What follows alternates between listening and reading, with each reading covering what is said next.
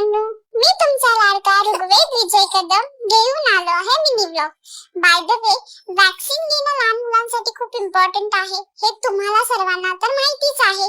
पण तरीही जर कोणी विसरलं असेल किंवा कोणाची डेट पुढे गेली असेल तर जाऊन वेळेमध्ये वॅक्सिन नक्की घ्या.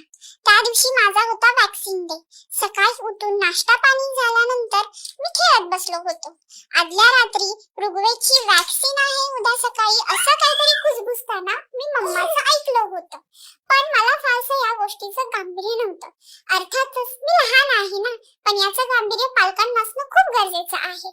वॅक्सिनला जायला खूप वेळ आहे, अजून आपल्याकडे भरपूर वेळ आहे. तोपर्यंत इंस्टाग्रामला काहीतरी नवीन ट्रेंड आला आहे म्हणून मम्माने तो करायचा असं ठरवलं.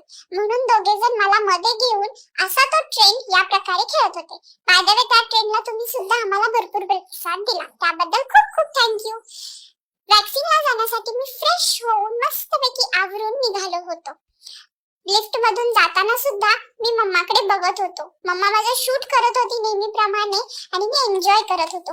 मला वाटलं बाबा मला घुमी करण्यासाठी कुठेतरी घेऊन चालले आहेत, म्हणून मी खूप खुश होतो.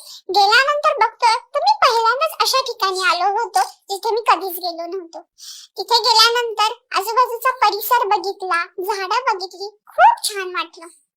आत गेल्यानंतर बघतोय तर काय, माझ्यासारखी छोटी छोटी भरपूर मुलं तिथे ऑलरेडी येऊन नंबरसाठी थांबली होती. त्यांच्या सोबत मी खेळायचं ठरवलं. तिथे गेल्यानंतर आधी मी सगळ्या गोष्टी व्यवस्थित बघितल्या. बाय द वे, तिथे प्रत्येक वॉल वरती काही ना काहीतरी छोटासा मेसेज, कार्टून, आई 1 2 3 4 असं बरंच काही शिकण्यासारखं होतं. बाबांच्या सोबत मी तिथे थोडी दंगामस्ती करत बसलो होतो.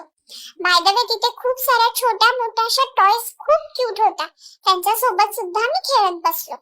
त्याच्यानंतर तिथे एक घसरगुंडी होती आणि तिला कोरडी पाहून मला खूप वाईट वाटत होतं, म्हणून मी तिला ओली करायचं ठरवलं. बाय द वे, मी थोडीशी सुसूच केली. तिथे सावित्रीबाई फुले, शिवाजी महाराज, डॉक्टर बाबासाहेब आंबेडकर असे थोर लोकांचे फोटोज होते.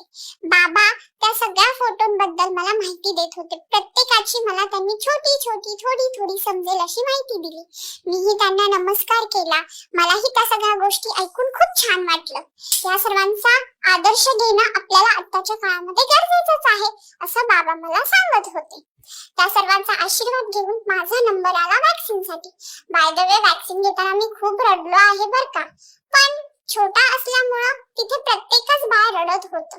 कोणीच हसत वॅक्सिन घेत नाही. घरी आल्यानंतर माझा मूड थोडा ऑफ होता, त्यामुळे मी फारसं